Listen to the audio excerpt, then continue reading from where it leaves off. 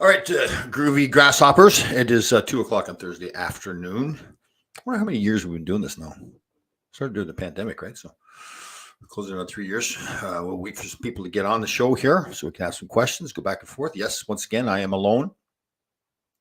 It is because I yell at everybody on the beach. I'm not quite sure what that is, but I'm alone, not lonely. All right, everybody. So again, Thursday. Wow, what am I talking about? What is today? The 8th of December, too? Wow. All right. So Rangers had a big win last night, too, right? Mimsy, how are you doing, you wonderful creature, you magical creature? Good to see you. Hope you're doing well. Mimsy, were you on this morning, too, where we were talking about the dogs situation on the beach? You know what it should do, too? It'd be funny to film myself there when I'm educating these people on the beach about the dog, the way the dogs are acting. That's what I am, as an educator. Kathy, how are you? Jessica, how are you? Deb, how are you doing? Everybody? Yes, everybody's here. Good afternoon. Yes. See, I don't need to have anybody else on the show. I got you guys. Yeah. Don't need anybody else at all. I'm not sure if you guys were listening to the show this morning. We got into it talking about the dogs on the beach.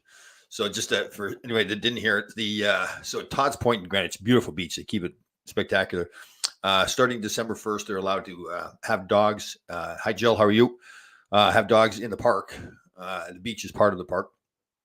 And they have to be on a leash. They last there on the beach, and they can be in the lower part of the beach with no leash on, and they have to be under control.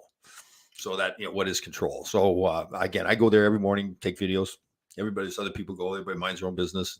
I can tell that everybody's really, it's kind of therapeutic. I think scientifically they're saying too, it's really important to get out by the water and watch the sunrise or sunset.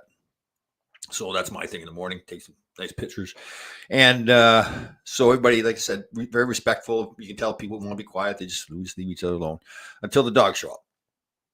So today, so I have my tripod because I do a video of me walking on the beach. So I have my tripod with me and I fold it up. Looks like it could be a weapon. So this guy gets on the beach and his dog makes a beeline for me. The man is probably like 100 yards away from me, and the dog's heading my way full throttle. He's going all out, coming right at me. So I don't think I yelled. I was firm and fairly loud in my tone to let him know that, listen, keep your dog away from me. And the dog stopped as well. So I said, listen, I know you have the right to keep your dog on the beach if you want, but I have the right to not be attacked by the dog, right? Some phrase like that. And so he got a little heated. And he goes, "You're not a nice man." So, and I had a couple of nice words for him. So respect issue. I'd be interested to see what you guys think about that, but that's exciting with the dogs. So just when, now Pepper, it's getting cold, so Pepper's inside all the time. Now I got to deal with the dogs at the beach. Well, everybody knows that I love dogs too. Jessica. So well, that's the thing. There's a leash law in ordinance for the town of Greenwich, and certainly at the park, but they allow them. There's the kind of exception is they can run on the beach as long as they're on the lower part of the beach, and they keep them under control, not interfere with other people. But that's the issue, right? So now people aren't going to follow the rules. There's nobody there to enforce the rules, so people just do what they want. I mean, even on the part where we walk, where they're supposed to be on a leash, people are having their dogs on a leash. Some people are great. They're fantastic. They're very respectful. Actually, I complimented a guy yesterday who had his dog on a leash, and I said, "Listen, thank you very much for having your dog under control." And he was, "Oh, thank you. I try my best." He thinks of other people. Again, there's some other people. I guess it's a dog thing too. They love their dogs, and they just feel like their dogs are like they need to socialize and everything. One woman on the first day, she had her dog. Woof. So one woman there, December 1st, I'd forgotten about the rules. So she had her dog on the beach with no leash. And I says, "Is the dog supposed to be?" And I was really asking a serious question. I don't think she took it that way. Jill, thank you very much. You are incredibly intelligent, wonderful human being. You were in the right. Thank you. That's all we need to know. So the woman the first day, she had her, look who's here. Look at who is here. The great Dougie DeVito. What's happening, brother? So the first day, so I just asked her a really simple question. I said, are the dogs supposed to be on a leash? And she, December 1st, they kind of snarked at me. Anyways, okay. So she actually, we had it a little bit. I tried to be very nice with her too, as a woman and everything. I said, listen, I just don't want the dog running up on me. And So the next day, her dog was running all over the place out on the park and the street and everything. And she was, oh, like, come over here. Like she's trying to reason with the dog, like it's a little boy or something. And apparently somebody went and complained. So the next day, I saw she had the leash on the dog on the beach. She started, somebody told on me. And I said, well, you're supposed to have the dog on a leash. So, and the thing is, it's not the end of the world. It's just that respect, right? Respect each other. It's a big thing. We've had the discussion a few times where it seems like even on the road more now, people are just running red lights and everything. They just don't are doing their own thing. So again, big win by the Rangers last night too. I was in Vegas. I can't remember. Was that it? Was last night? Yeah. Yes, Kathy. Mutual respect. I agree. Totally. I hope you guys know me enough that I would have total respect for anybody until they disrespect me. Then you gotta. I think it's wrong to let somebody disrespect you too. If you allow them to do it, then it just keeps on going on and on. You don't have to get into a fight about it, but just make sure that you let them know enough. You're not going to disrespect us, not in this group. One question, Mr. Tom, was that lady hot? No, she wasn't. Or it would have been nicer to her. No. She was. I'm sure she was a wonderful person inside, Doug. Okay. I'm sure she was wonderful inside. Yes, Deb, it was in Vegas. Thank you very much. So maybe the Rangers, and Vegas is a good team too. So maybe the Rangers are starting to work their way out of there. Kathy, how are you doing, Kathy? Of course, yes, mutual respect. I'm trying to think what we got going on. Nothing going on this weekend, I don't think. Let me see, Billy boy. I just love when dog owners' reasons for letting dogs bark. They're just talking. I know. I know. Dogs. Or I like the one too where they said, my dog doesn't bite. All dogs bite. They may not have bitten yet, but they bite. So you're telling me, Tom, that the dog could walk? Stop, Doug. That's terrible. I was not analyzing her. I was just we were discussing the dog situation. So, Lorraine, how are you doing? Good to see you. Oh goodness, dogs. That could be a whole show. Maybe we do a show on dogs.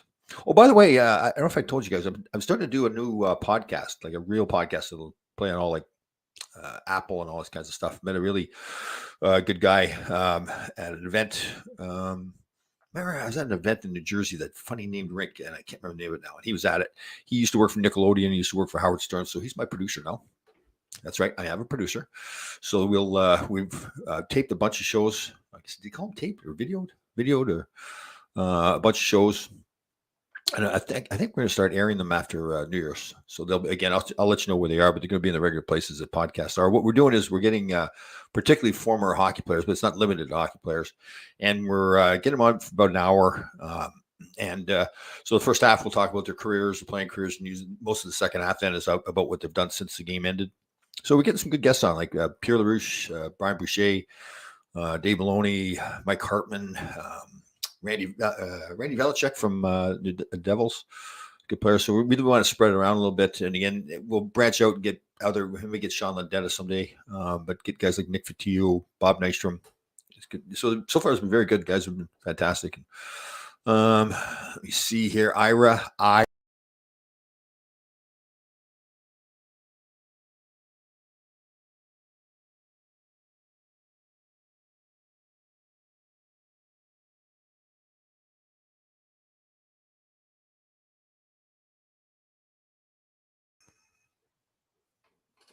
Oh, okay.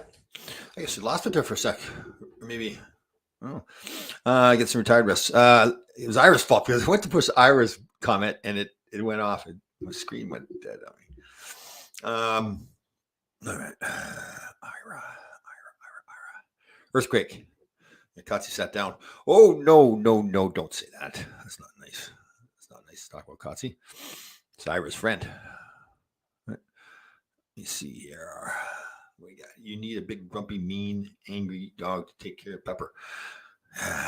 Well, I have my grandson, the golden retriever, my son and his wife's, my daughter-in-law's dog. He's not exactly a very mean dog. He's a cute little puppy, though. Gets excited, pees on my foot all the time when he sees me. So it's actually kind of cute. I wouldn't like it if Ira peed on my foot, but Billy Contradidiac. I don't know where I went there, Kathy. I just went to again. It was Ira's fault. I went to put his comment up on the screen, and all of a sudden just went my screen was gone or whatever. So I don't know. I don't know what happened. Um, what I went to Costco today. Man, it was packed. Really surprised. Costco. Know everybody there. Say hello to everybody. Let me see. Pink Cost Extra. Ira. That's right. Yeah. So, what do you guys think about Billy Contradictiac's name? You think that's really his last name, or you think he just took a whole bunch of vowels and consonants and threw them together and came up with I think it's a phony name. But just like Bill Smith or something like that. It's like Contradictiac. No way. Let me see. You should bake homemade healthy dog biscuits for Mav. There's a good idea. That's a very good idea. Yeah, my son and his wife do not want to give him any man-made or human food. It's all dog food, so they're very strict, very rigid. The dog is they've got him trained pretty good. He's got quite a personality though too. Actually, I had the drone over at my son's was it yesterday or 2 days ago? He wanted to see if the rain gutters were clean. And I was like, you sure you want to fly it? Like, there's not much room. He's like, what are you talking about? Like, I was acting like a little baby, but I said, I don't think this is a good idea because I can't seem to control it too much. But he started up and he did it himself. He's never used it before. And it was fantastic. Yeah. So it made the old man look kind of silly. Let me see here. How about a holiday show with Mel, Ron, and Dave? Yep, try to get him back on. Yeah, they've been disappeared. I've emailed Mel a couple of times, but he's I don't know what's going on. Oh, really? Coach Rich Bizzano's daughter has a natural dog tree coming. Wow, I did not know that. Wow, very cool. Very cool. That's a good idea. Yeah, you're right, Jill. Oh man, it was crowded today. But I use the self checkout line now, so you get through that a little bit quicker. Self checkout. What's his name? The dog's I'm his grandfather. My grandson. His name is Maverick from the movie Maverick, and you can follow him on Instagram. It's call sign, and then underscore Maverick 2. Call sign underscore Maverick 2. Very cute little dog. He's a cute. Oh man, he's got a personality. He thinks he runs the whole show. Like if I walk in and I start getting on the phone right away or something like that, it's just that does not work. He sits there and looks at me like this is not acceptable. Let me see here. Tom, you need a poodle. You will fall in love with him. No, Val. I don't think I would do a poodle. Where's Val there? Where's Val? Need a poodle. No, sorry. No poodles. Remember, I grew up on a farm. Can't do poodles.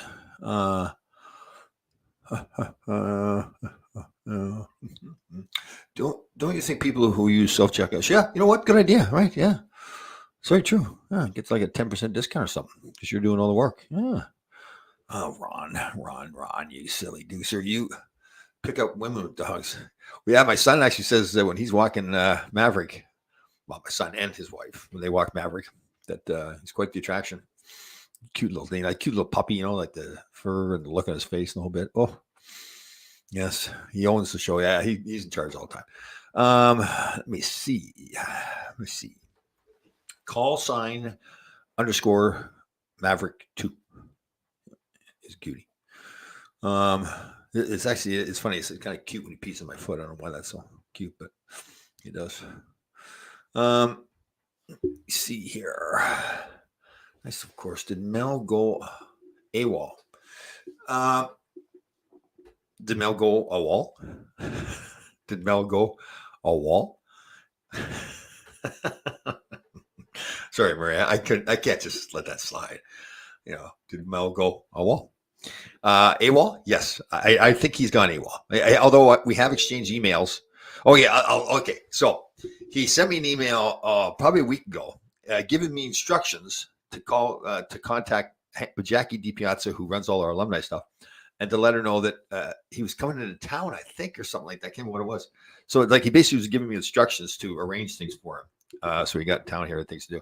And I felt like, excuse me, I don't think I work for you. I mean, I give you Jackie's phone number. You can call her. Actually, he has her phone number because they've talked to each other before. I mean, he blew her off one time, made plans, and then blew her off. So, excuse me. did Mel go a wall?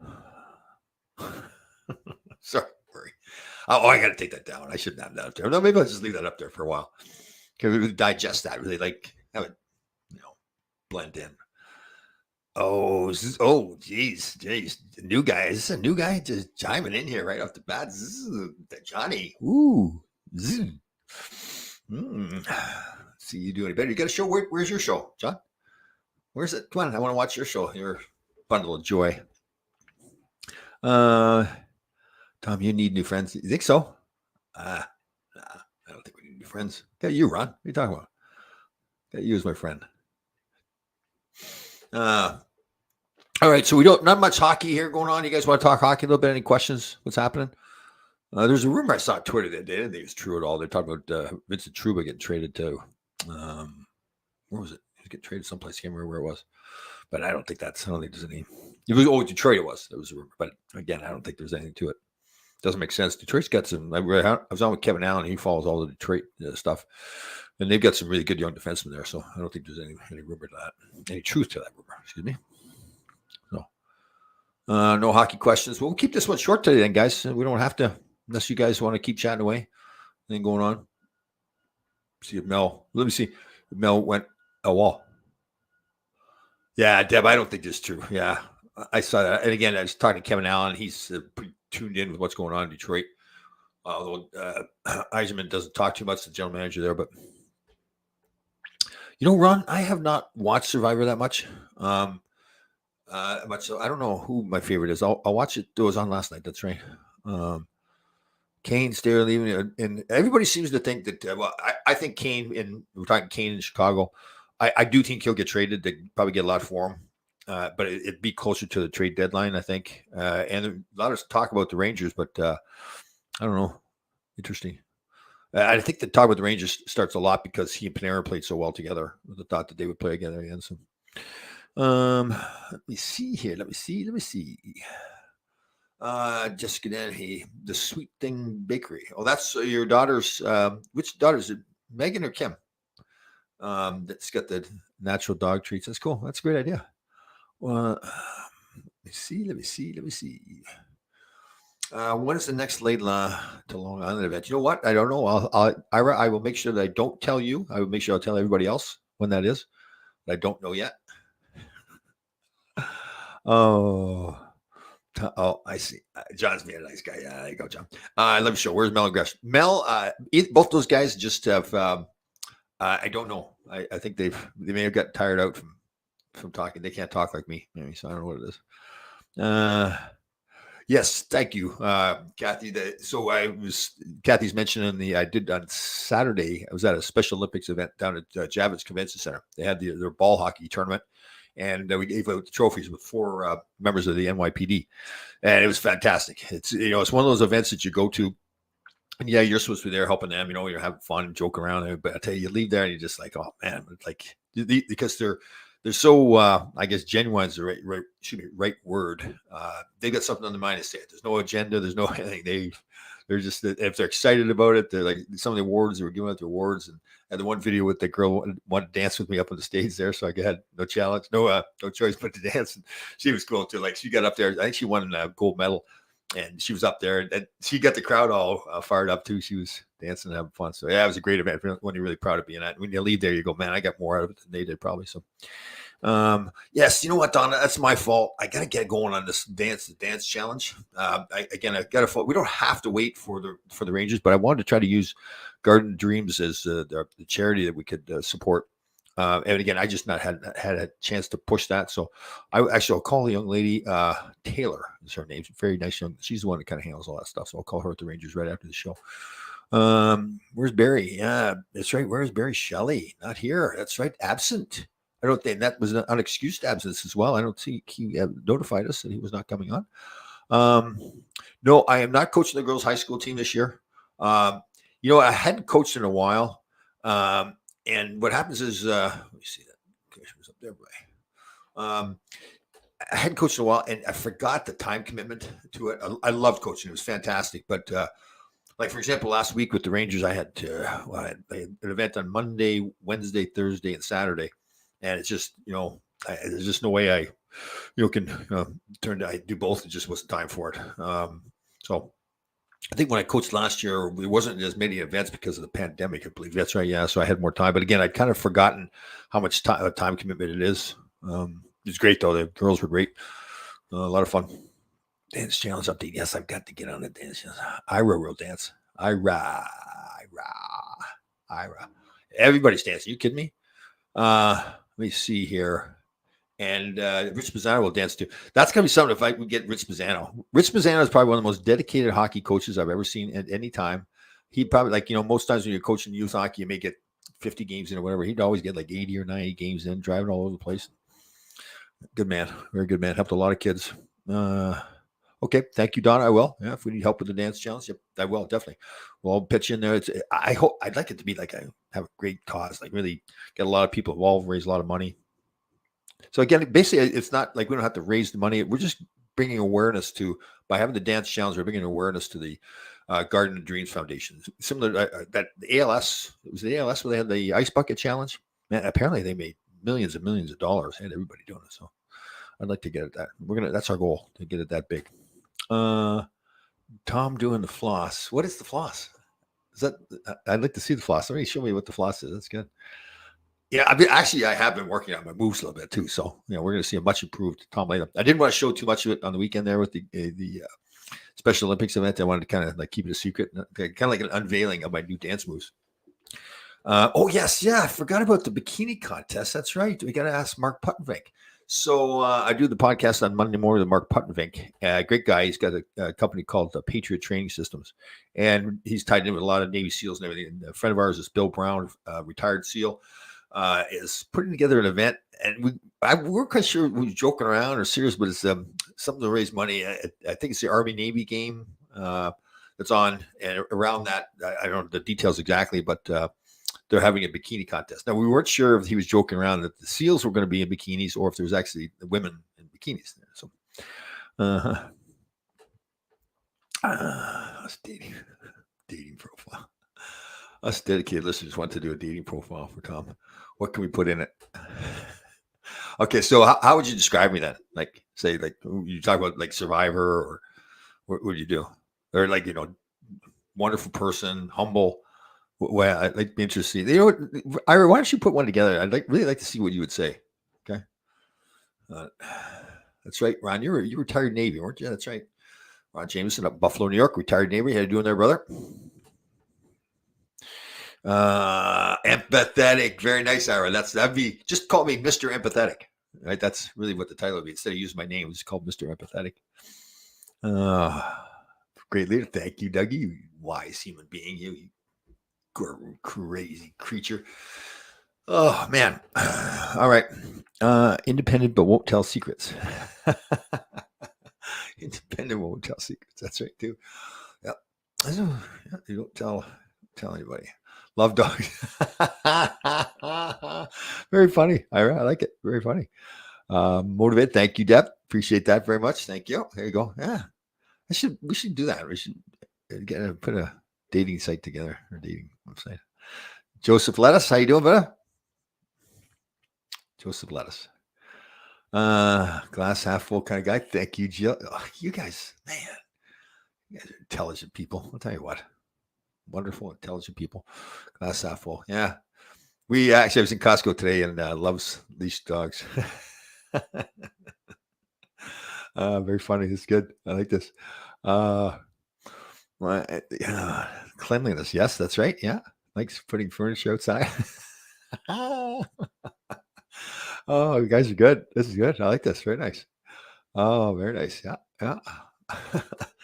Oh, funny. That would be funny to put together. Knows Larry Melnick. Yeah, that's good too. Yeah, it would be a real bonus. I'm sure a lot of women would be impressed by that I know Larry Melnick. Yeah, not that well lately though. Man, he's disappeared. Anyone ever call you Tommy? Nicknames or not? Yeah. Hockey world is a lot of Tommy stuff. Lades was called. I was also called Ledge. So my first year in the league, somebody wrote an article that I was a legend in my own time up in Marquette, Michigan at school. So the guys all saw that. Of course, they go, "Oh, that's great! You're a legend in your own time." So Ledge. So I see guys that like I played with early in my career, and they'll call me Ledge. And people are like, oh, "Ledge, what's that for?" Yeah. Control ladders. That's right. Thank you. Very nice. Yeah. Larry, who? There you go. Larry Lettuce. Joseph Lettuce. Sorry. Don't need to sink there. So I was telling a story today. We were talking about respect, and I had a house guest, and she was cleaning up, and we were kind of figure out what she was cleaning. But I went in the bathroom after I'd taken her home, and like the water was all over the counter of the sink, and it's like, who would leave it like that? I mean, if you make the mess, that's fine. That happens. You got to clean up. Man, out of respect, you don't just leave it there. I thought it's kind of disrespectful, but not afraid to educate people when necessary. Thank you, Deb. Yep, that's my lot in life. I'm here to help people beautify the world in many different ways, right? Let me see. Hey, Tom, will you be skating more swiftly in the next night? No, Danny. It's an alumni game, right? I don't want to show up the other guys, all right? Like the 64-year-old out there flying around making the other guys look bad. See, empathy. That's what we call empathy. I can also drive a truck. Thank you, Doug. Yes, can I drive a truck? Yeah. That was fun. That was a fun adventure. 3 weeks learn how to drive a truck. Knows how to handle a stick. Oh, jeez, Kathy. Best cook on Sunday. Thank you. Why are we limiting it to a Sunday, Ron? Shouldn't that be every day? Just best cook in general? I think that's fine. We'll take Sunday though. I guess I only post on Sunday, so yeah, it's kind of hard to know what the rest of it is. Made some salmon today for lunch. Salmon, the cast iron skillet in the oven. Seasoned it up with Selly salt, some ground up quinoa and chia seeds, and then had some frozen mixed vegetables made in a little skillet.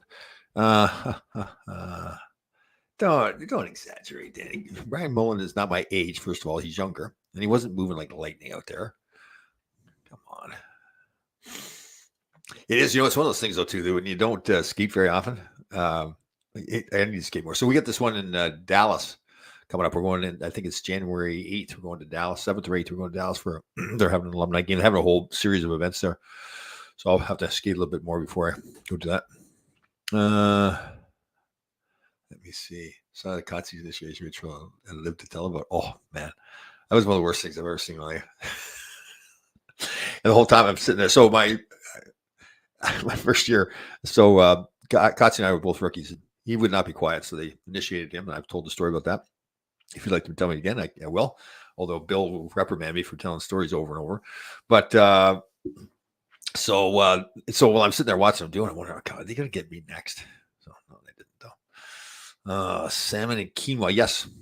So what I do is I have the quinoa seeds uncooked. There's not cooked or any of that, and I have them in a regular grinder, like a salt and pepper grinder, and just grind them up, put them on. So I grind up, put them right on top of the salmon, and so you don't. There's no tastes good. I'm just adding that extra little nutrition there. So let me see. We got the first thing that my son commented on was the fact that Laidlaw isn't really moving out there. Danny, listen. Okay, you need to. How old's your son? So okay, let me get this with your family. So first of all, your wife thinks I'm full of myself. Your son thinks I'm slow, and you're supposed to be my friend. I'm getting all this criticism from your family. Now I'm wondering if you're fueling all that, like you're acting like you're my friend here on the show, but then you're actually fueling all that animosity towards me. That's the word, animosity. Yes, Danny, was it you that were using all the big words today? That's right, it was too. Your wife was from where's she from? She's Portuguese and Azorian.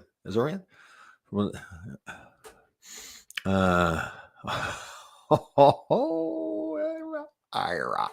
I lost a step. Yep. Yeah. Speed was not my game. Aspiring one day to open a dog walking, a dog training company, like train people to train dogs. Like, jeez. There's a lot of. See, the thing is, too, most dog owners around here are really, really good people. They can tell they train their dog. They understand that the dog shouldn't be intruding into other people's lives. That you're the best. Seriously, you are the best. Well, Doug, you have to get beat or tied. Tom not slow. He puts himself in position. Thank you. See, you don't have to run around out there. That's how life is too. You just have to run around doing crazy stuff. Let me see. Kevin's story about Gretzky talking Bernie Nichols and McDonald's. Yes.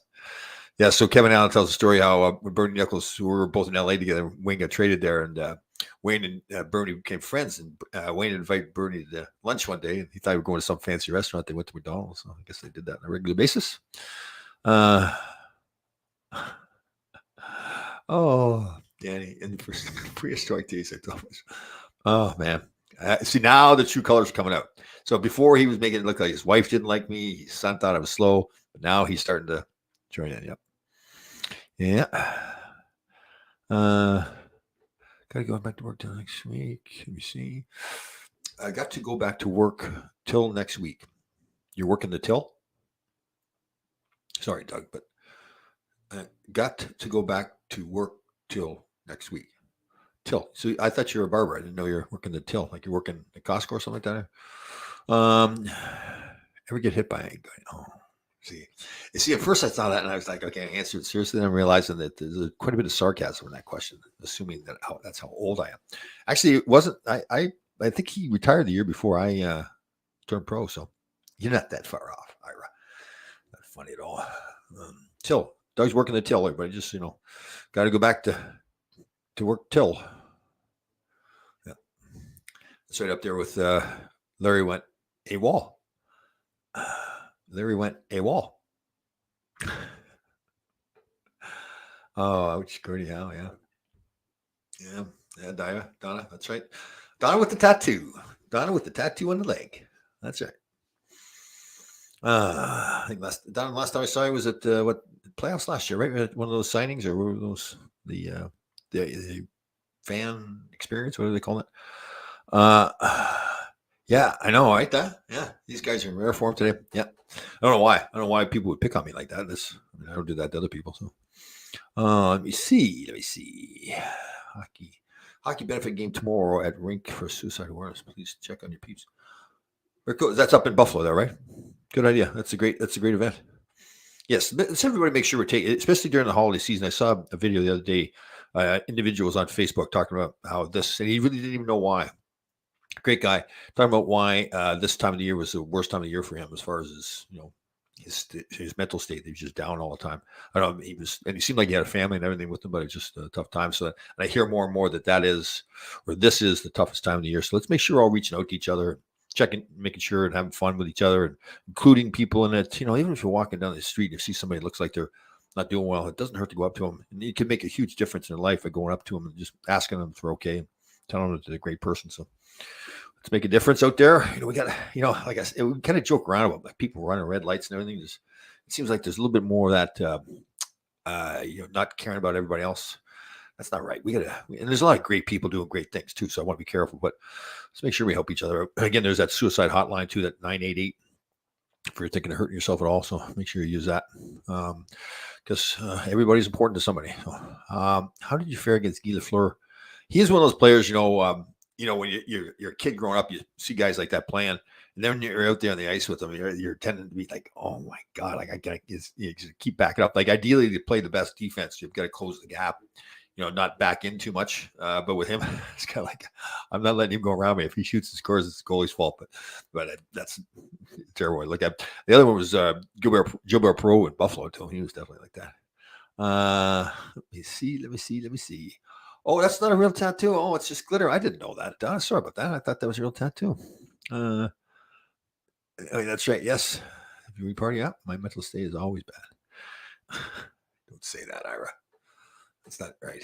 We're all one big family here. We're going to take care of each other. Your mental state's good. You're just a little different.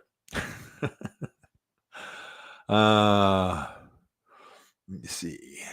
Did you have a favorite player as a kid that was at best just an average player? No, I did not have a favorite hockey player. I mean, I followed Bobby Orr in particular because he was a defenseman. He was such a difference maker. But my favorite athlete was Randy White, number 54 for the Dallas Cowboys.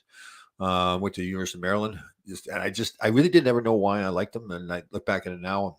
I think it's just like my father and grandfather. He was known for every shift or every play going all out, giving everything he could. Big man, a dominant player. But yeah, that was. And again, so he wasn't like any fancy, goal scorers or anything like that. It was Randy White, the manster. Yeah. No, he was a linebacker. I think you're asking me was he a quarterback or not. Anthony. No, he's a linebacker, lineman kind of combination, but big man. Again, they called him the Manster. I thought that was pretty cool.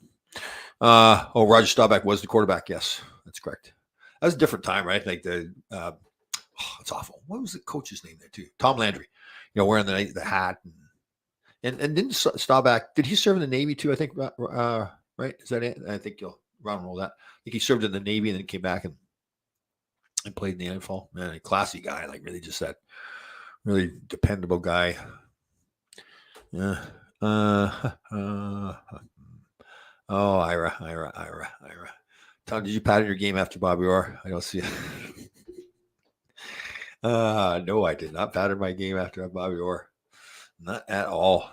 Actually, Bobby Orr's book, I think he wrote that it was something about bouncing the puck off the boards. Like, a lot of coaches will teach players, especially defensemen, when they're coming out of their zone, to make sure you get the puck out of the zone, especially like 10 feet inside the blue line. And to do that, make sure you just bounce off the boards to get out of the neutral zone. Bobby Orr said this: if I'd done that, then I never would have been Bobby Orr. It just wasn't the way he played. So no, I didn't pattern my game after Bobby Orr. The Naval Academy. Thank you, Ron. Yes. So Roger Staubach went to the Naval Academy. Then I guess he had to put 4 years in the Navy and then come back and play. So that was pretty cool. Back. Who else did that? There was the guy, the big guy, obviously big guy for the San Antonio Spurs. Did that as well. They called him the Admiral or something. I collected football cards as a kid, and the one card I couldn't get was a Cowboys Golden Richards. I'll alert the media on that, Danny. That's news that we're all excited to hear. Yeah. Take that. Yeah. Did I have a great big pass or just dump it? No. I had a really good. I practiced over and over. I was forced to practice by my junior coach. I've told that story before. Rick Hay, my junior coach, I credit him with a lot of my success because he saw something in me, and he made me perfect the breakout pass. So that was pretty important play for me. In fact, I got to the point where at the end of my career, I'd hurt my back, and with the Kings, they wanted me to go down to Phoenix, playing in the American League. So it's American League kids; it's not NHL players. So it's such an automatic play in the NHL for us back then. When you're coming around the net, the winger was always going to be in the hash marks along the boards. So just pass it there right away. And I started doing that, and the guy wasn't there. I still would do it because I just was so used to doing it that way. So that's right. Thank you. David Robinson. That's right. He was a good player too, man. Big guy. I said, if I did say Danny White, I apologize. I was talking about Randy White, the Manster, number 54. I thought and I could have done that. I rarely make a mistake, but Randy White, yes. Danny White was good quarterback too, but the Manster. I think that's part of why I liked him. So I had that nickname for him, half man, half monster.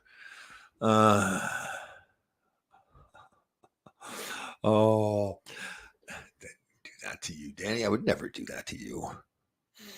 I would never do that. Let me go back to Danny's statement here. Let's analyze this a little bit. I collected football cards as a kid, and the one card I couldn't get was the Cowboys Golden Richards. Now, this comes on the heels of him telling me how much his wife doesn't like me, how his son thinks I'm slow. So I just mentioned that maybe that wasn't much of a newsworthy story, but it's hey, everybody's got their own way of looking at things. See, Anthony's a good guy, right? Like I thought I'd said Danny or Randy. He thought I said Danny. And we're both coming to understand that maybe we just misunderstood each other. And this is what good friends do. Like they don't pick on people and have their wives, throw their wives under the bus and sons and everything like that. So, Randy White, though, the Manster.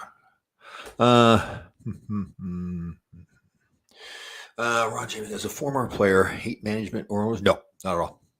I don't. And a lot of that hate that is built up by the Players Association, and it's with a purpose. Because every time you have a CBA negotiation, you want the players to be rallied against the owners, right? To think that, and I can remember Bob Goodnow, and I saw Donald Fair do it too, where saying how they're crooked, stupid, and they don't know what they're doing, all stuff, and you don't trust them with anything because again, they want the players to be really rallying against the owners.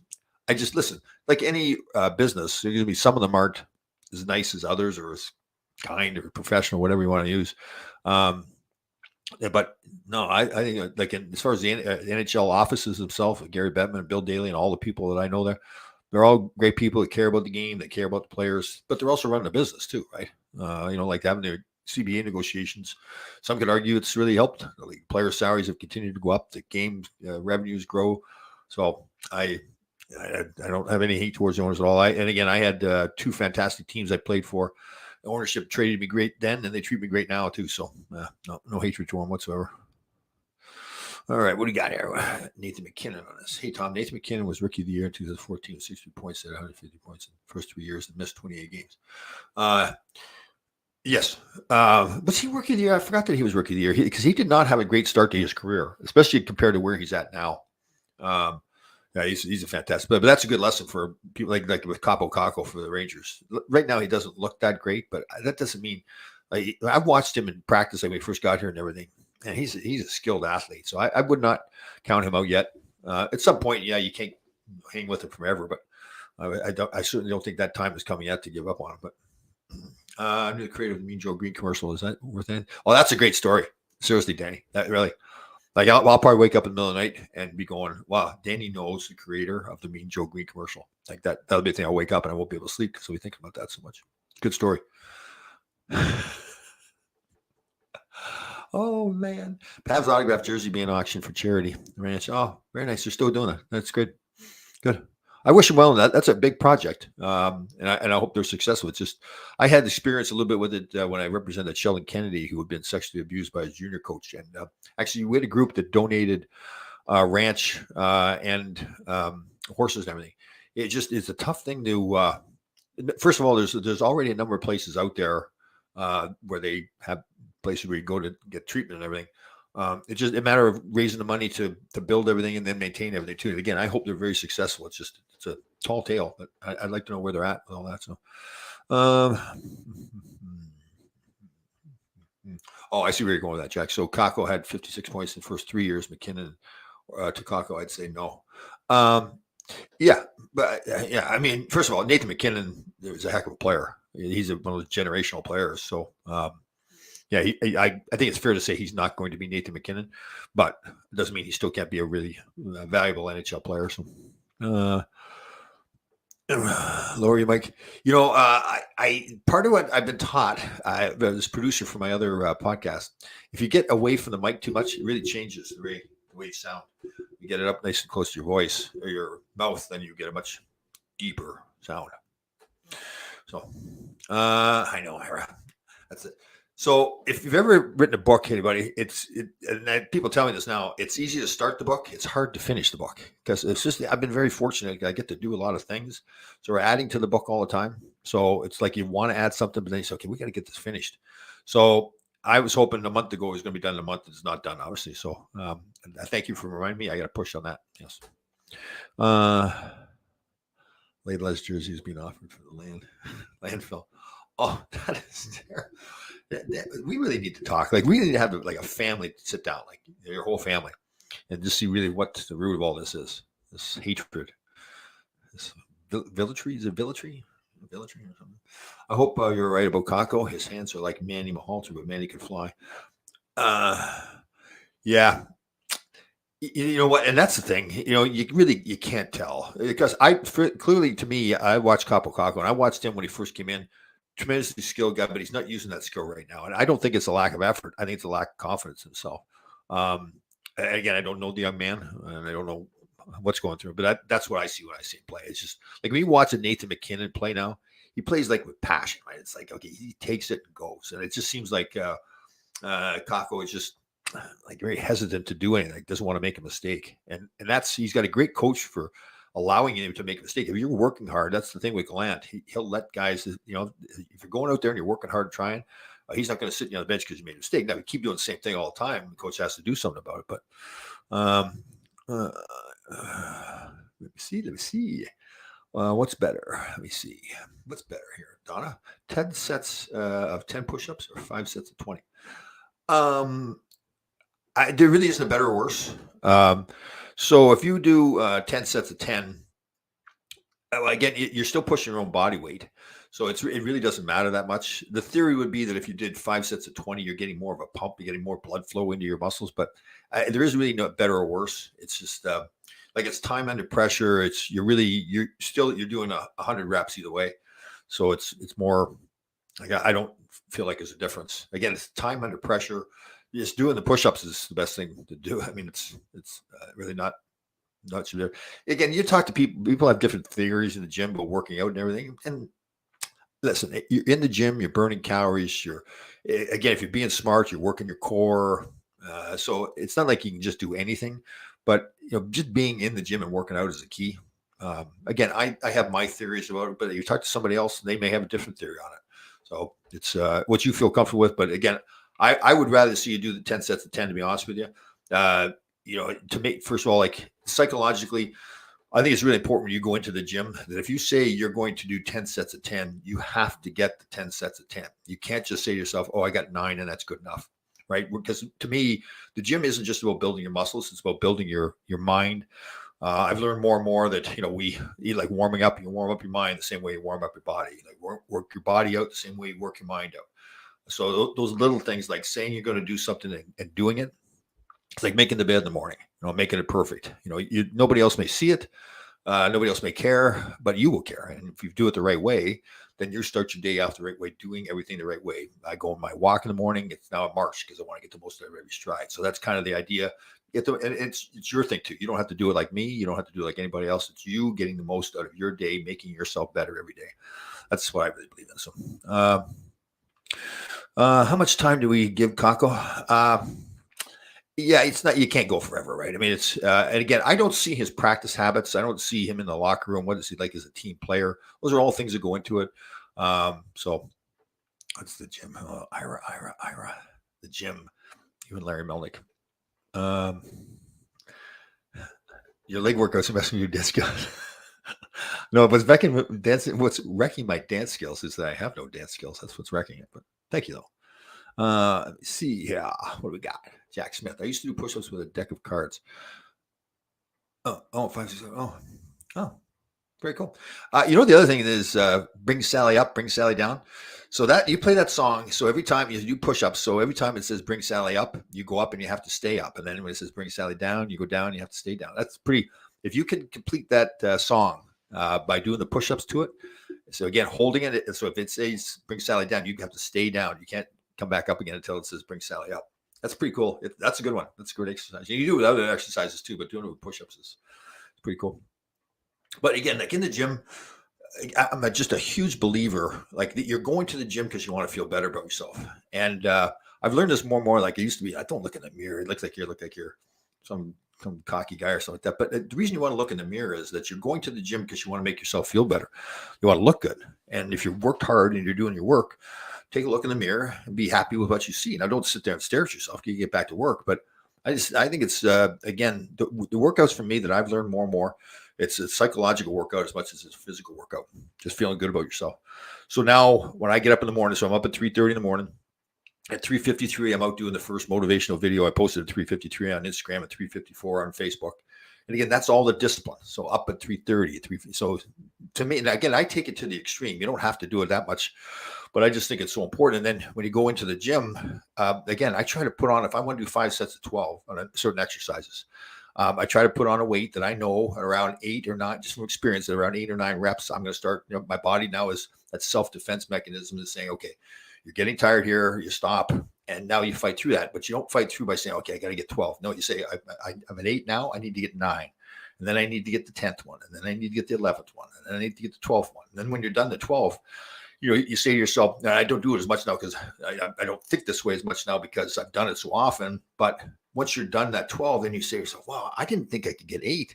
Now I got the 12 just by doing one at a time. Like, to me, that's a great mental exercise. And it's just as important to do that as it is to work out your body, because you'll feel more confident about yourself, because now you're saying to yourself in small ways and in big ways, okay, before I couldn't do this, now I can do it.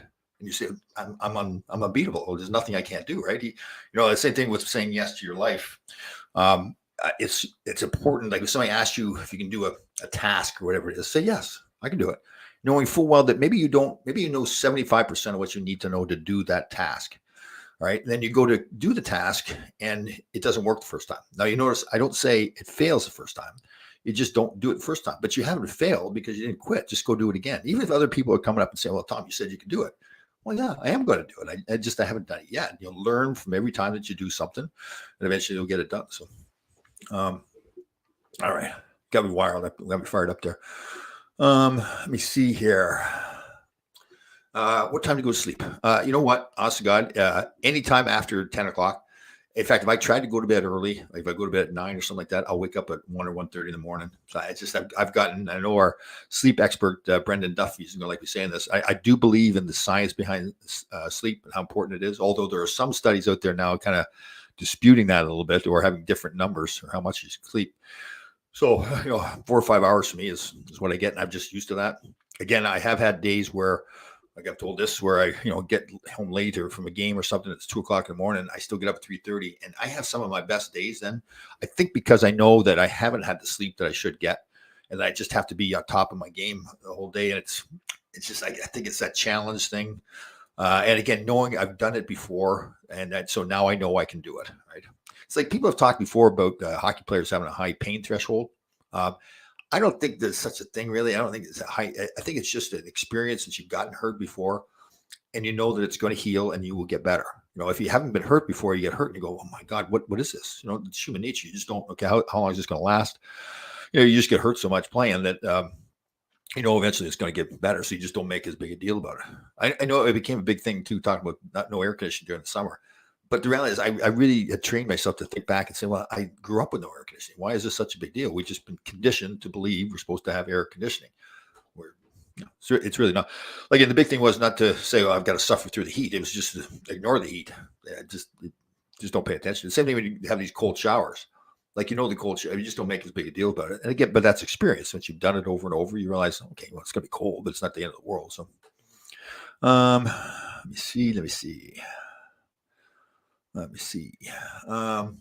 Still do the bar exercise where you pull the bar in your crotch. Example. And that one, the deadlift, Jefferson deadlift. Is that it's the Jefferson deadlift. Yeah, that's obviously you got to be a little bit careful. So you're straddling the bar, and you get your feet on an angle to the bar, and you put one. You do it different ways. You can put two hands right together in the middle of the bar, or one hand ahead of the one leg, your first leg, and behind the first leg. There's different ways to do it, but it's it's a great way to do the deadlift because you're right on top of the bar. The one danger with the deadlift is that you're hanging out over top of the bar. That's why that hex bar is good, because you stand in the middle of the bar, or this Jefferson deadlift. So you're not, your back isn't hanging out over top of the bar there. So that's why the deadlift is a great exercise. Love it. It's for your full body power workout, but you have got to work your core. You've got to be in shape. You can't just jump in and start doing the deadlift. I mean, you go really light weights, but the core and your back are key. My core and my back now are way stronger and it should be. Your core and your back, it needs to be stronger than your chest, legs, and all those things. So really important. So like then once you strengthen your core and your back, now you can do other exercises to make yourself stronger in other areas as well. But I just really believe, and I've learned that's where you have to start doing your exercise. A lot of exercises on the Bosu ball, have the ball turned upside down so the flat side is up. Do a lot, especially if you're doing cable exercises. So you can, again, you've really got to engage your core just to hold yourself onto the ball. Again, be careful. You don't want to hurt yourself, but yes, not much sleep. But you know what, though? Honest to God, part of it is too, I really believe this. Like, again, I'm fortunate. I work from home. I'm not married, no kids or anything like that, so I don't have all those other obligations. So I concentrate on building up my life. I called it my magical life. So when I'm up in the morning, like people ask, like, what do you do for fun? I said, well, I get up. I really love my life more than I've ever did. I've said this before. I love playing in the NHL. It's a dream come true. And I was very proud of myself for all that kind of stuff. And it's great. I'll never forget those. But like now my life is better than ever because I've learned to make it better, both mentally, physically, everything. So my diet, thank you, Jack. That's a very nice compliment. Thank you. I take 35 instead of 40, but that's okay. That's all right. We'll do that. Yeah. Yeah. You know what? Even like I was that old, like I'm not moisturizing my skin. And I said, well, okay, let me get this straight. I want to take care of my body and have my body be good. Your skin is your largest organ on your body. So why not take care of it? So it's the food you eat, like the avocados, the sea moss, the collagen peptides, moisturizing, drinking lots of water. The cold showers are great for your skin too. Yeah. Let me see. Let me see. See. Hi, Dave Mulligan. How are you? Did Survivor help change that, or has it been most of your life? Yeah, I was not like that most of life. Since I started the True Grit Life world or journey, probably 5 or 6 years ago, I guess now, that's really changed my life, and it's evolved. Like it wasn't just like, okay, I started True Grit Life, and all of a sudden I'm going to be a different person. I've just learned to learn new things, learn to treat myself different, physically, mentally. Um, like even stuff like talking about loving myself. Like it always would have sounded, despite what Danny's wife says, it would sound arrogant, like, but it's not arrogance about when you say you love yourself. It's that you accept yourself for who you are. You constantly try to improve yourself. If you've done the work, you can love yourself more because you know you've done the work to make yourself better physically and mentally. The people you have in your life. If you're sitting around watching the news all day, or talking about negative things all the time, you can control all those things. Like again, the foods you put in your body will really affect how your body looks and acts. It's the same thing with the thoughts that you put in your mind. If you're putting all negative thoughts in around negative people all the time, that's who you are going to become. And you don't have to do that. You can make a choice to change that.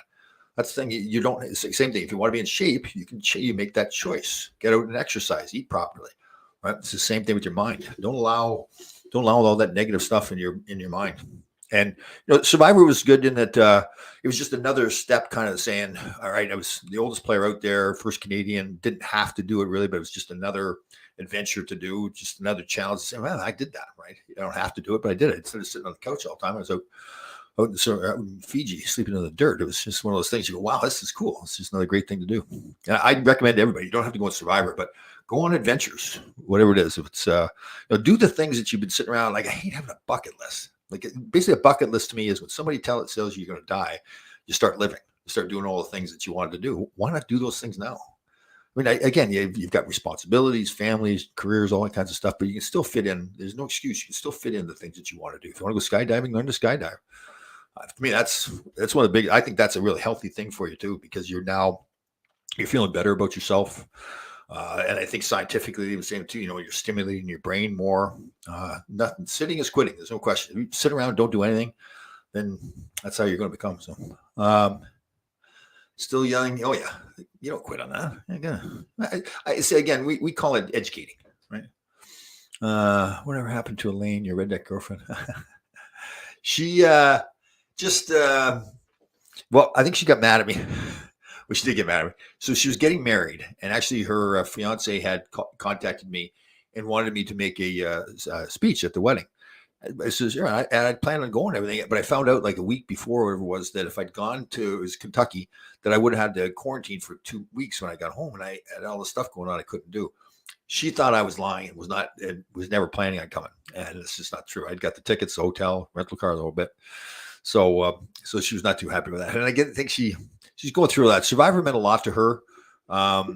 So I did contact her recently, or she contacted me. I can't remember which one it was, and she sounded like she was doing better. She's back to work and everything. I think she just was sitting around doing nothing, and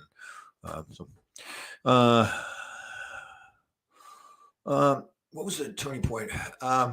So there really wasn't any one turning point. And my youngest son, Cody, who's 29 now, was really very intelligent. Both my sons, I'm very proud of him, very intelligent. And so he was really into the hip hop artist, but he is into music, but he's also into how they branded themselves, like Usher and 50 Cent and all these kind of guys. They had something that happened in their life or whatever. 50 Cent got shot, I think, or whatever. So, and then how they branded themselves. That's a big part of their music. It's about who they are and the story. So he kept pushing me. He said, "Dad, you got to brand yourself." And I really didn't know, he wanted me to get on Facebook and Instagram, and I really didn't have any clue how to like work a hashtag or anything like that. So I got on and I just started posting every day. It was the same thing. I posted a picture or a video of my clock on my microwave and pouring a cup of coffee. And that's what I did, the same thing every day for months. And then people started saying, "Well, Tom, okay, that's great. You've shown your consistency. Now you can do different things." So I started learning more and I really didn't know, to be honest with you, I didn't know who I was or how I would affect people. I really didn't. And then people would start coming up to me at events. I had one gentleman come up to me and come out and give me a big hug and said that he had to lose 70 pounds. His doctor told him, and he couldn't do it before. He started following me. So once those things started happening, and you could see that I had an effect on people in a positive way, I realized, wow, I've got it's a responsibility, but it's rewarding. You're helping other people. It can become a business where you can go to events, speaking engagements, get paid. So it's something I really love doing. And so I started getting better myself about my action. I'd learned more. The pandemic this is terrible for people, and people lost their lives. It was great for me. I was home learning new things. I learned to learn more, talking to Google. So again, it's a great question, Bill, but it really never was one moment. It's been, and it continues now. Like I learn new things all the time, and I feel like I get better. When I was up in Marquette, I put on a speaking engagement in front of about 500 student athletes up there. I was up there for an hour by myself, felt totally comfortable. I would not have done that in the past. Even like the dancing in public, I never would have done that stuff before. So I just feel like I'm getting better and better about myself and helping other people more and more. So that's how it's all started. Hopefully it just continues. Actually, somebody asked me the other day, well, how many you want to do this like 5 more years? I said, no, there's no timeline. I'm going to do this till the day I die. I'm not stopping this. I love this stuff. I think to myself, like I play the lottery, Mega Millions, Powerball. And if I win, I'm not changing. In fact, I do more because I'd have more money to be able to do things. So yeah, like the thought of like me not getting up now at 3:30 in the morning, which is, I feel like that's who I've become. So I'd like to stop doing that. It's not happening. Let me see. Tom, I need your mind with water. I'm afraid, and I wish I could swim. Oh, well, listen, I want to make sure I say this too. Nobody is perfect, and I'm certainly in that category. Not perfect, right? You're going to have things that, you just don't like. I'm terrible with heights. So when I drive over a bridge, my mind will tell me, get over in the center lane because I don't want to get the edge. But I force myself to get on the outside. And it, like, even going up, there's an escalator in Costco. The Costco I go to is 2 floors. So going up the escalator, like I have to force myself. Do not, breathe deep. You're not giving in on this. You're going up the elevator, because I could take the elevator if I wanted to, but I said, no, I'm taking the escalator. And so it's really, and again, with pools, waters, you got to be careful because you don't want to drown, obviously. But I think it's more gradually forcing yourself to get into the water. And again, it's, to me, I think it's easier to accomplish a goal like that. It's having that disciplined lifestyle in your whole life. Like I tell people, if they want to go on a diet, it's harder to go on a diet when everything else in your life is undisciplined. And then all of a sudden you got to flip the switch and become this disciplined person with food. To me, it's much more easy to have that disciplined lifestyle. Again, you do not have to be as drastic as I am with it, but it's more having a routine in the morning, like getting up at a certain time, brushing your teeth, making your bed, whatever your routine is, whatever your discipline is. It's much easier to accomplish a goal like you're talking about, you get used to the water, by having that disciplined lifestyle, right? Because that's who you become. So when you go to get into the water, you know that you've done the homework, you've done the work to give yourself a license to be comfortable in the water. That's how I feel about it. It isn't just saying, okay, I need to get in the water. To me, it's a whole lifestyle thing. And I just, listen to people talk like this. Jocko Willnick's a great speaker. He talks about discipline all the time as well, and he's a great leader, tons of respect for him. And talk about how important discipline is in life. And again, it's just so hard to just say, okay, I've got one goal I want to accomplish. The rest of my life is just a mess. I just do whatever I want to do. It's just random all over the place. But now I'm going to be disciplined for this one thing. I think it's just so much tougher to flip that switch as opposed to living a disciplined lifestyle all the time. Let me see. I say that's good. Yeah, I know you're joking around, Bill, but it's a funny statement when you say that. Actually, it's when you say that, I can say right now, yes, I cannot, but I don't allow myself. So those words I just don't even say anymore. I don't say I cannot. Now I may say it's hard for me or it's difficult, but I never say I cannot do something, because I've learned I can do anything. I really can. I just have to work at it. And if I want, I'm going to learn to fly the drone, especially after my son learned how to fly it the other day. He did it one time, picked it up and did it perfectly. So now I can't let him beat me at that. So, but again, so certain words I don't allow in my life. I don't say can't. I don't say pretty good for an old man. I don't say quit. I don't allow. I'm saying that right now to show you guys, but I do not allow those words. If somebody says that to me, like somebody comes up to me at the gym and says to me, pretty good for an old man. Like they're really actually saying it as a compliment, but I don't allow that, because I don't think of myself as an old man. I don't allow those thoughts in my mind. I know we talked about this before, Ira like this, but I was talking about Selma Hayek. I watched her make a presentation. It was pretty cool. She was saying, like, if she was talking to somebody, she said, well, you don't speak Russian, do you? So if I insulted you in Russian, you don't understand Russian, so it's not insulting to you. So I don't allow those words in my dictionary. Like I just don't. Somebody says those stuff to me, that doesn't bother you. You can't insult me because I just don't understand those words. Again, those things don't happen over like just all of a sudden. You got to work on that stuff. But let me see. I couldn't swim past Navy. Oh, that's yeah. That's cool. And I've met a few guys. Like I met a SEAL who was from Utah or someplace there's no water around, or whatever, and he hated swimming, but he's a SEAL. They're in the water all the time. So yeah, it's really. I know this may sound like a corny thing you hear it before, but I do believe it's really a scientific fact. You can talk yourself into doing anything you want to do. Same thing as you can talk yourself out of doing anything, right? By the words that you use, by saying, "Oh, I can't do that," or "I'm afraid," or whatever. Instead of looking in the mirror and say, "Yes, I can do it," but you say it over and over. But again, you can't just say the words. You got to do the work to accomplish the task that you want to do. So, you want to learn how to swim, you got to, I don't know, go through the baby steps to get in the pool first. But it's also like, again, convincing, you could really convince yourself that you can do it.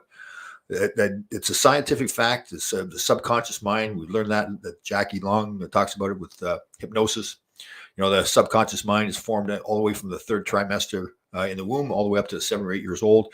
And that's the bulk where you learn all the things negative and positive. You can change that though, but that's the thing. So if you grew up in a real negative household, violence, whatever it is, those you are affected in those ways.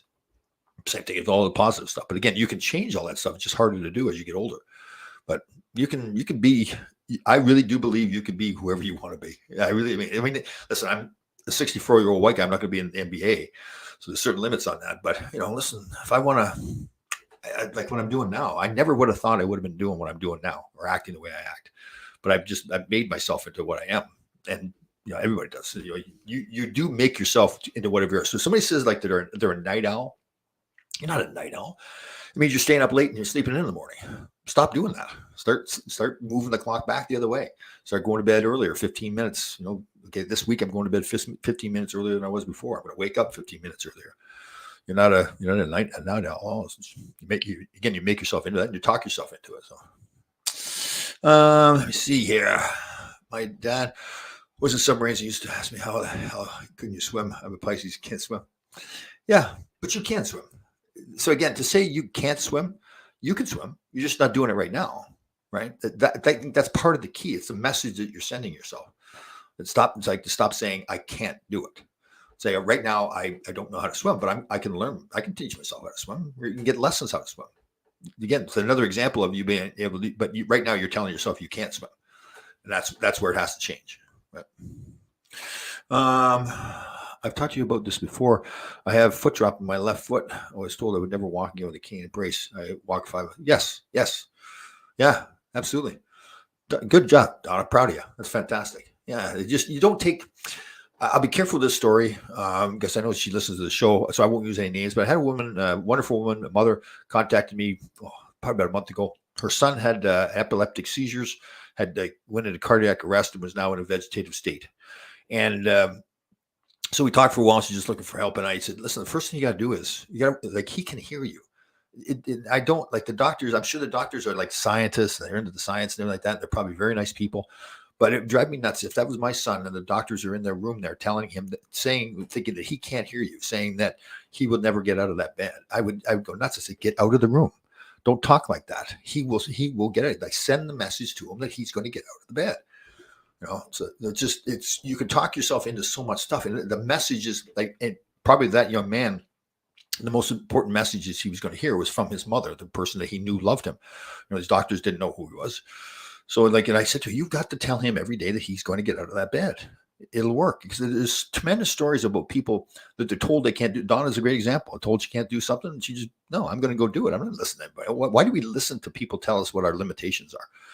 Like even the things like, like I say pump day instead of hump day. Like we're given the connotation that we're just trying to get through the week. No, we love the week. First of all, why do we have whoever made the rules up that we have 5 days of work and 2 days of fun?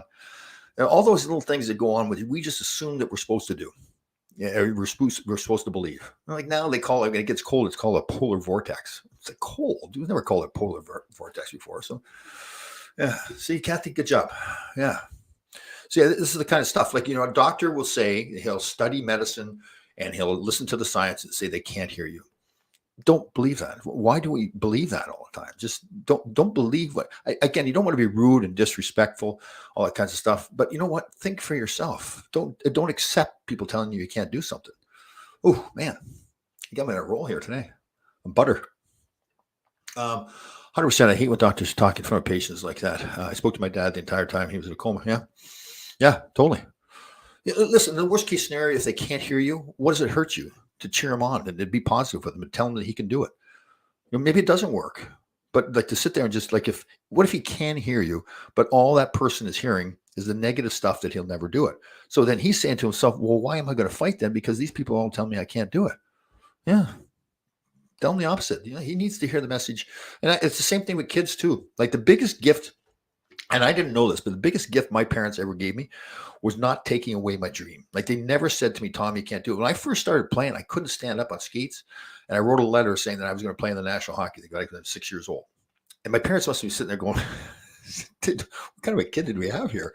He's nuts. He's not going to play in the NHL. He can't. But they never said that to me. They never gave me the impression that that's what they believed. They always just, hey, I wanted to keep playing. If I wanted to go to hockey camp, they found a way to find the money. They didn't have a lot of money on the farm, but they found a way to find money to get me to the hockey camp, to buy me skates.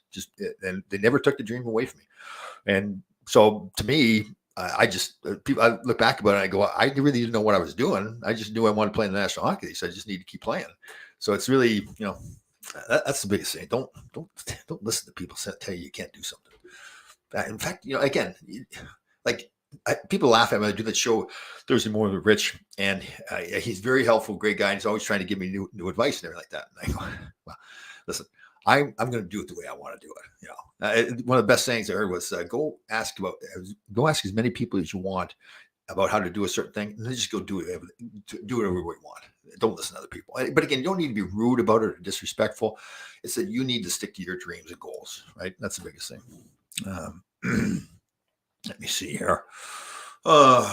Exactly. I was busting his chops the entire time. I told him my horse was faster than him. We would race. He was racing the entire time he was out. That's cool. Yeah, very good. Nice. Good job, Donna. Really, that's the way. Seriously, be strong, people. And again, it does not have to be disrespectful or rude or anything like that. It's just you stick to what you believe in. And again, you can't be reckless and hurt yourself or lose money or lose your job or whatever. You got to do what's right, especially if you've got a family. But at the same time, you got a dream, man. You follow it. Totally. Mel told example. Mel was told he would. Yeah, I thought you were joking around first, but no, that's a good example. Yeah.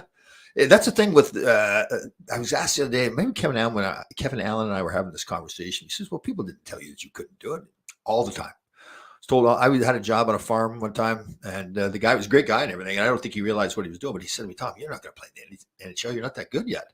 And I remember though, I didn't even get mad about that. I just didn't listen to him. That's the thing. Like, it's not, you don't have to get mad. You don't have to fight back with people that say that kind of stuff. Just don't listen. Don't let people kill the dream. Yeah, it was with loved ones in the hospital or wherever it is you're trying to help. There's a great that poster that I posted from that Navy SEAL that got badly wounded. So I was trying to get him on our show too, and I got in touch with him, but it never came through. But he posted this poster, and again, it's fantastic because basically he said, I guess people were coming in. I saw him get interviewed. People were coming in, and they're all like down in the dumps and like feeling, oh, poor you and everything. And he and his wife got together, I guess, and she wrote out the poster saying, yeah, listen. Basically it said, listen, I know you love me and everything, but there'd be no more negativity. If you're going to enter into this room, it's a room of joy and love, and I'll get better, and then I'll push it. I'll get 100% better, and then I'll push it another 20% better than I was before. It's like really like incredible. It's a orange poster. Again, I posted once, and I'm going to post it more often because I just thought it was very like the topic we're talking about. It's just like, no, I'm not taking no for an answer. I'm not listening to all the negativity. I'm going to get this done. So, let me see. Nick Fatiel's family told him he was nuts, but Nicky had an amazing dream. Yeah, another great example. And I mean, this is a total compliment to Nick. Like, Nick wasn't a great hockey player. Nick had a huge heart, and that's what made him a player. There's been many guys like that. That just, and hockey, I think, is one of maybe the sport more likely that even if you're not a great athlete, like I was never the best athlete on any team I ever played on. I had the gift of my father and grandfather of just showing up every day. And that's where I got it from, just watching them. The only encouragement my father said, he says, or more talking about himself, he said, listen, I will never be outworked. And that was the only thing he cared about. And that's the message I got from the people that I looked up to, that, you show up every day. Doesn't matter what's going on. And that was the thing on the farm. Didn't matter how sick they were or what it was. Those cows had to be milked. So they showed up every day, milked the cows twice a day. And that's who they were. Nobody wrote any nice articles about them, telling what great people they were. And I didn't appreciate what great people they were until later on in life when I realized them. Yeah, it's kind of a shame that I have to wear a shirt at all, really. So if there's an opportunity to take the shirt off, it is coming off. Yes. Let me see. Let's see here. You guys got me on a roll here with this motivational stuff. When did you know you were NHL material? So we had a junior B team in my hometown, the Bramley Blues. So because I was the hometown kid, I got probably pushed into that a little bit. I really wasn't maybe totally ready, although I was close enough. Probably like 16 years old, I think. We had a woman, very nice person, who was helping run the team. I think she was statistician or something. Statistician. And her husband was a pro scout. And it was after a game one time, and they were over talking to my parents, and I was probably 15 or 20 feet away, so they really weren't talking to me. But I heard the scout say to my parents that I had a chance playing in the National Hockey League. Oh, my God. When I heard that, man, that just was incredible. I was, because you're dreaming all your life of getting there, and somebody, a pro scout, says that you have a chance of playing. And then we had a guy in our team named Mike Forbes, who was 1 or 2 years older than me, and he had been drafted by the Peterborough or Kingston or something like that in the Ontario Hockey League. And then he had a short stint with the Boston Bruins. I'll never forget. Yeah, he must have been quite a bit old, maybe 2 or 3 years older than me. And he came back and was at our banquet. And I just followed him around like a little puppy dog the whole time because he played in the National Hockey League. I really didn't even talk to him. I was kind of nervous. I just wanted to hang around with him because he played in the NHL. So, yeah, pretty cool. Let me see here. Oh, really? Oh, interesting names. Waivers like Tyler Benson and Martin. Interesting. And that's why they traded Reeves, right? To make room for Carpenter. They put him on waivers. Well, let's see. Jack Smith used to be an agent in baseball with amazing deals. Yeah.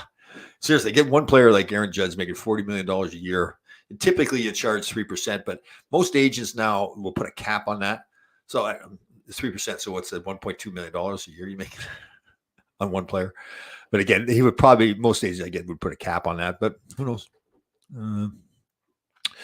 All right, we're going to close this up. You guys got me going on the motivational stuff. I like that. That was cool. We should do that more often. Some mental health stuff, motivation. What is your favorite thing to order on the menu at Kelly's in Rye? Kelly's in Rye. There's an old spot. This place, Kelly's in Rye, owned by a great family, the McGuires. And it's like the local little place that, they have the beers on ice in the back.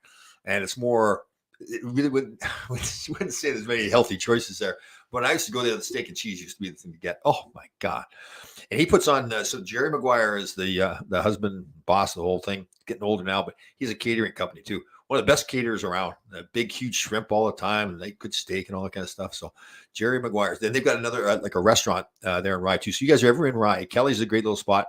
Again, they've got another Jerry's. I think it's called Jerry's. Their restaurant, or their deli, but in the catering too. I think you go into the deli to get all the catering stuff taken care of. But man, if you want to get a catering job, he's fantastic. Yeah.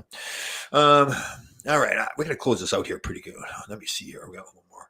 I saw Mike Forbes play against Penguins tonight. Yeah, very cool. Yeah, big right shot defenseman. Great guy. I don't know what he's doing now, but I remember I was just so it's just I have respected him so much because he played in the NHL, left home, but again didn't have that big career, but he made it to the National Hockey League, so it was a big accomplishment. So good job, guys. Listen, I really love talking about that motivational stuff. So if we ever want to do, if you guys want to talk hockey, we can do that. But if we want to get into the motivational stuff, we can do that as well. Don't let anybody take your dreams away from you. All right, let's go get it done. See you guys next week.